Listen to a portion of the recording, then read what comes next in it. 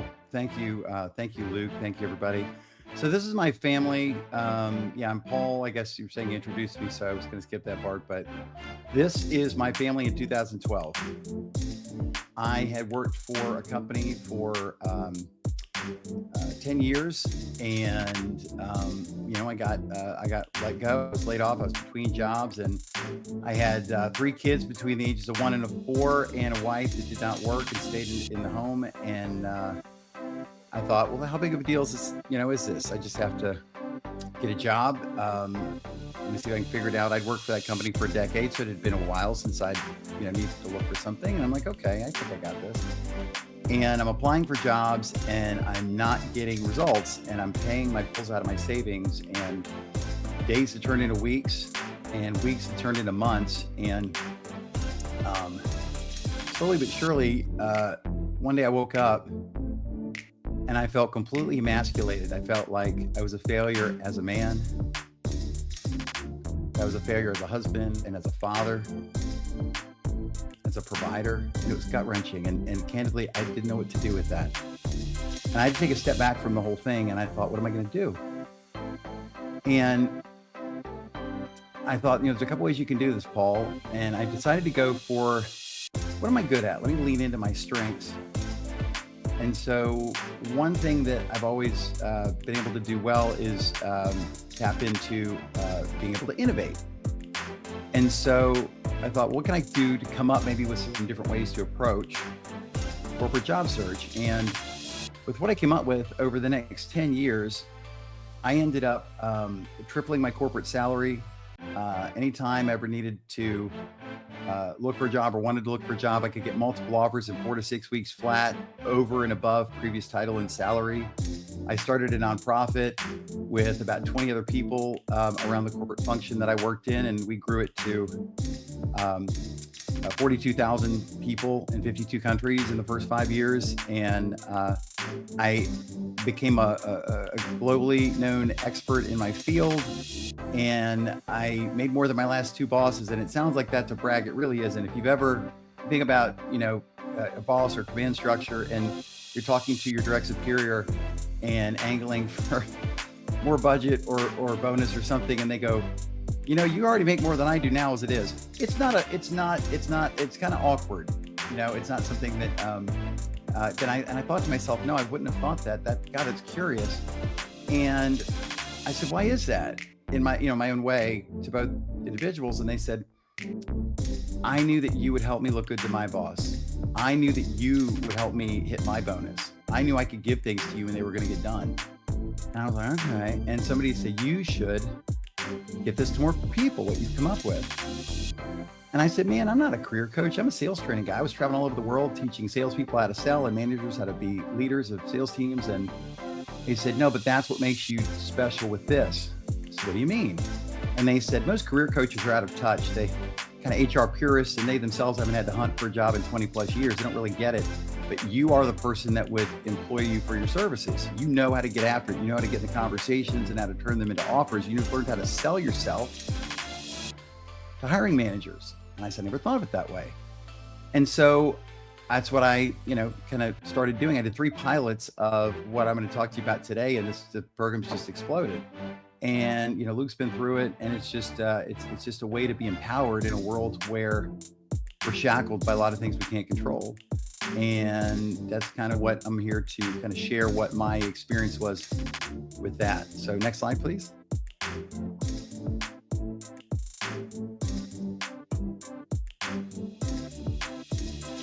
Luke, can we go to the next slide? So what is this program? So Career Mastery, I kind of took everything that I did and I bundled it into this program that I offer now. And it's for people that are seasoned, experienced, tenured professionals to be able to showcase what they've done in a way that's meaningful to the companies that would hire them, elevate them for their career, and then it also flows over into life. I do a lot around mindfulness, a lot around what is your identity, what's your purpose, what you want your legacy to be, and it really informs kind of a whole person approach. Because how you do one thing is how you do everything. And it's about getting out of the anxiety, frustration, doubt that can cloud a process like this if you're in between roles or you're just unhappy looking for a better spot. And I've been in recovery, sober in recovery for 28 years, and in that part of my life, I take a lot of time to help people walk with grace and dignity through a very difficult situation. And I realized this is the same thing, just different situation. So that's a big part of what we do as well. Next slide.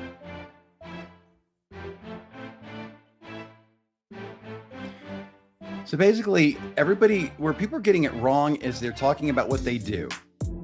I manage teams who do this. I am certified in these platforms. I oversee these sorts of tasks. I undertake these kinds of projects. Here's the thing though. Nobody cares. What they care about is if you really are good at those things, what is it you're doing to help the person above you get paid, praised, and promoted? What are the business outcomes that can help companies make money, save time, reduce stress? It's the outcomes of what you do, not the activities, and that's where most people are kind of lost on that. This is when you're able to share the results of the work, your labor. A hiring manager will go, this guy gets it. I want him on my team. You'll get into conversations not because you're trying to find a job, because you're showing how you can help achieve goals and solve problems. And when you show that you're good at that, they'll even create headcount sometimes to bring you on. So it's a better narrative. It's a different situation. And again, it's about being more empowered in the whole process. Next slide.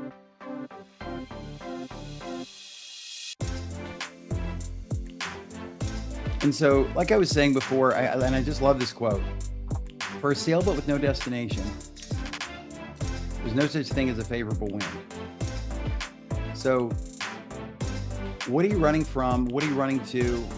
What is it that's going to inform you from not just the kind of work that you're undertaking, but what kind of company cultures serve you well? And if you've ever heard this one, people join companies but leave managers. You can be a company that has a great culture, but if you and your manager don't jibe, or they're not a good leader, that can break your whole experience at a company. And so there are ways that we can find that out in advance. And so it really is about looking at what are you trying to accomplish for your life, and where is the stepping stone for your next role, and how does that inform your overall journey and destination? Next slide.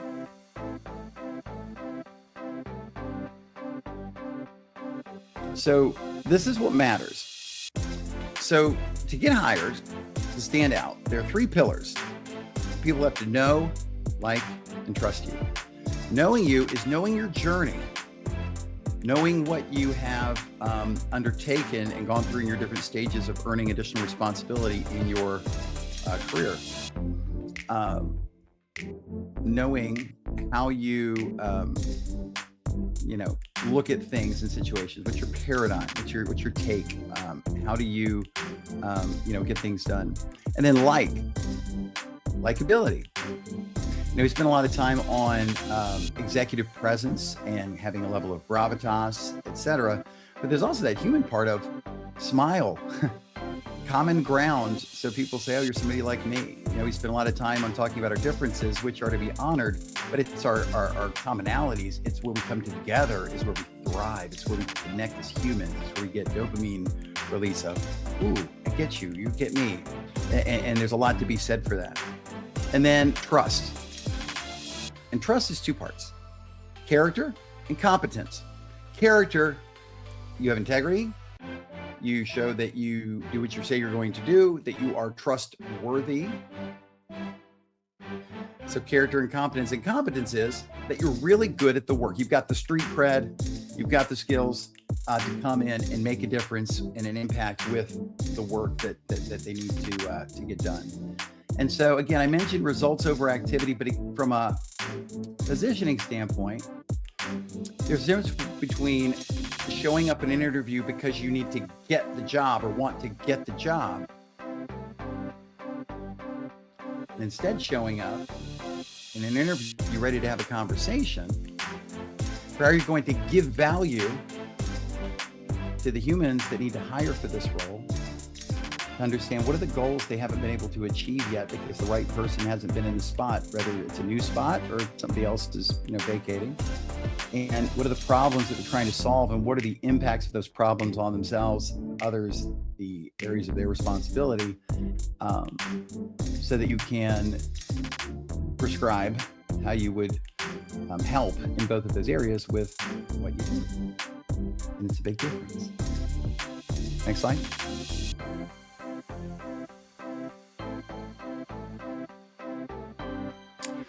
And so brand and expand is, my system here. And so we get really clear on your brand. Who are you? Why should people care? How will it help them? Brand assets are, resume, LinkedIn profile, several other assets we use for marketing. Because if you're a brand, you have to have a go-to-market plan, right? What do we do to get you or to help you get in front of hiring managers, recruiters, etc. When someone comes to your LinkedIn profile, do they go, wow, this person's clearly an authority in their field?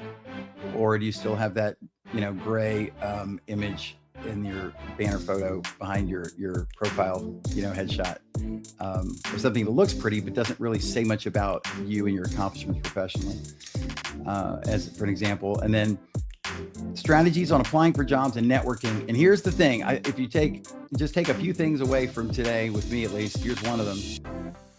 Sometimes I'll talk to people and they go, I know how to network. I've networked with people in my, LinkedIn connections or whatever. And I say, okay. And without fail, I've never heard a different response than this. So don't feel bad if you go, that's me too. It was me before as well.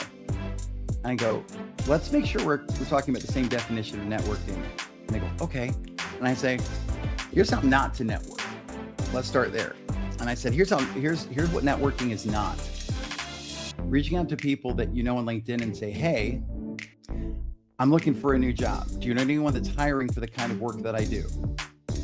And then I pause, and the person's like, well, yeah, like is that not networking? And I go, not even a little bit, but it's okay because you were never taught any differently. See, you can't hold yourself responsible for using skills you were never taught, but the value of something like this is to give you awareness for the things you don't know. That's the hard part for all of us. If we don't know there's a gap in knowledge, we can't address filling it. But once you understand that there's that gap, now there's the opportunity to grow. And that's the thing. It's like they changed the rules of the game in job search. It's the worst job market in the history of the world. And nobody told you the new rules, and people are out there using outdated methods or just being overwhelmed with the situation of it all. And that's a very human thing, and that's very real, but it doesn't move you forward. And so this is where trying to be a beacon here on enlightening people on this is what you need to do and how you need to do it.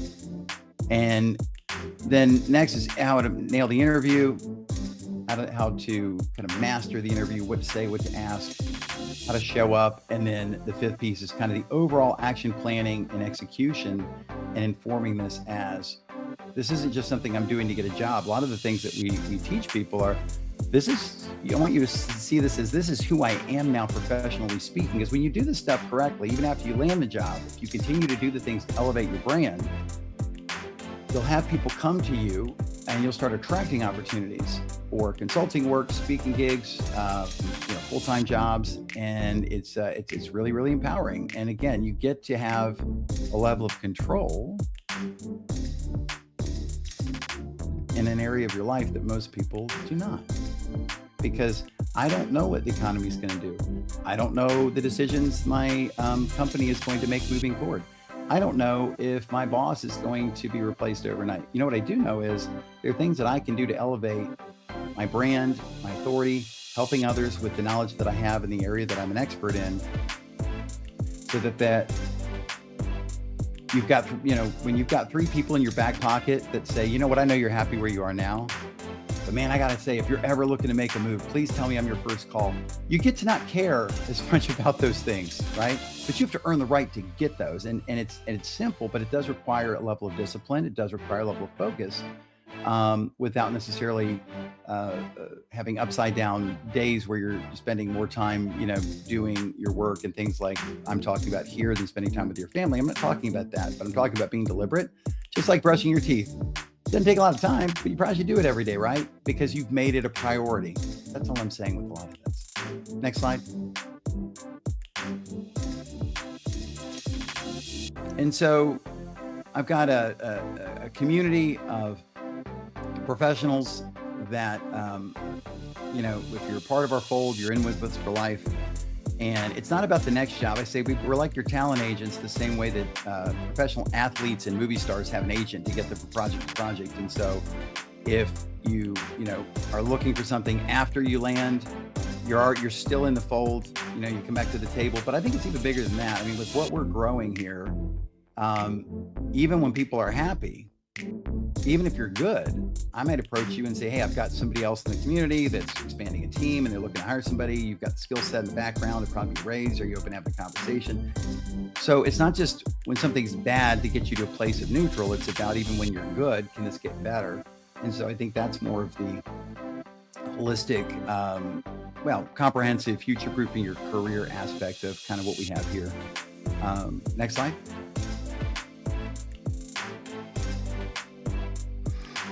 And so there's a great quote from Carl Jung that I like here. It says, if we fail to make the unconscious conscious, it will rule our lives and we'll call it fate. And a lot of the stuff I do around mindfulness, when we get started, people think, look, I'm here, I need help, need to get a job. If you're telling me this is important, I'm all in. And the other part is sometimes people think they know what mindfulness is. And with the level of depth that we get into it, it's always kind of, I think I would use the word fascinating, I think for a lot of folks. And as it was for me when I learned about a lot of this. And it's always the sleeper component. When I do offboarding interviews, we just had our third biggest month ever of people landing in April. We had 11 people land in the month of April. And this is the only thing I've ever done in my life that in the last, 2.5, 3 years of doing this, the job economy keeps going down and our results keep going up. So I've got to feel good about that. But people say, after a few with the mindfulness stuff that we do, it's usually 4 or 5 weeks even before they land. And they'll say, this mindfulness stuff's fascinating. I said, what do you mean? They go, I don't fight with my wife anymore. I haven't slept this well in 20 years. I'm not completely exhausted at the end of the day. That's what I've been trying to tell you guys. No, by the way, you show better in interviews. You're not just trying to fake it till you get where you want to go because you feel it all the way through. And it's just really powerful. But people, it's always the sleeper component with what we do that comes up in our offboarding interviews. We're like, I had no idea. I thought the mindfulness was like, the parsley on the plate, the additive, kind of the little, human fluffy part. I didn't realize it was the backbone of the whole thing. And until I took that as seriously as I took resume skills and interviewing tips, I didn't get where I needed to get to. And if I'd have figured that out sooner, I would have landed even faster. And I said, there you go. Next slide. This is Michael Thomas. He's a veteran and 21 years of experience. And when he came to me, I wanted to make sure he was in logistics and tearing down military bases and in charge of those projects when a base would close to send away, all of the different, supplies, equipment, furniture, right, munitions, all the things. And so I, supported him. He wanted to get into project management. And anyway, but he was just a real joy to work with. And he ended up getting a job with UPS corporate and was just a real salt of the earth guy. And he was just such a, giver, just in the way that he showed up and was always trying to see where he could help other people. And just the spirit of that, he was like, no, I'm not quite at the level of a lot of your, clients or whatever, their directors or VPs. I go, Michael, I would trade some people for 20 of you in a moment, because the way you show up, the way that you're committed, the way that you were focused, the way that you were others centered. And when he went to his final interview at UPS corporate, he walked in, the security guard, got him to the desk. They had him go up the elevator to the interview. And with some of the stuff we prepped him with, and he was prepared to kind of share and go over in the way that he just carried himself. When the interview was over, the hiring manager went with him to the elevator, went down with him, got to the door, shook his hand, and left. The security guard, after the hiring manager walked away, the security guard said, you're the only, he's had a bunch of people come in today for final interviews. You're the only person he walked down to the door, and I wanted you to know that. And sure enough, Michael got the offer. Next slide, please.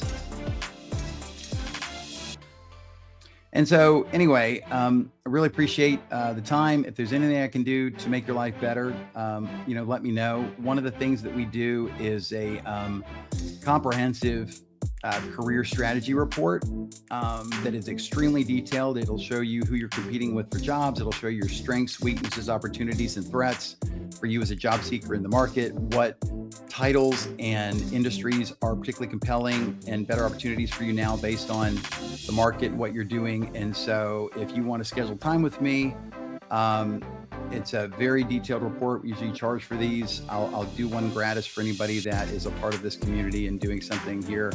And I just need your resume, and I need your LinkedIn profile. And then I'll ask you a series of questions and use the transcript of that along with these other assets to build out a full-on presentation with graphics and all sorts of things to show you kind of where you stand. But thank you for your time, and I appreciate it. Take care. Hey, Leanne, real quickly, I just want to say one thing. So first of all, Paul, thank you. I really appreciate it. Hey, folks, also in support with Paul, because this is the Veteran Coaching Network. Not only please stay afterwards, speak with him in the breakouts. Paul has a very busy schedule because he's literally even helping CEOs transform their entire life. But because his heart is in it and he loves everything that we're doing here, there's a couple cheat sheets here that can help you. But folks, listen, this is nothing compared to what Paul offers so much more. I am too one of those April hires. And Paul, thank you for your team and Career Mastery and helping me and helping the Veteran Coaching Network. We love you. Really appreciate it. Here's just something here, folks. We'd like you just to like us on YouTube. You can get this sent to you from us. Just write something like, hey, we stand with the VCN and Career Mastery. Please tag Paul in it.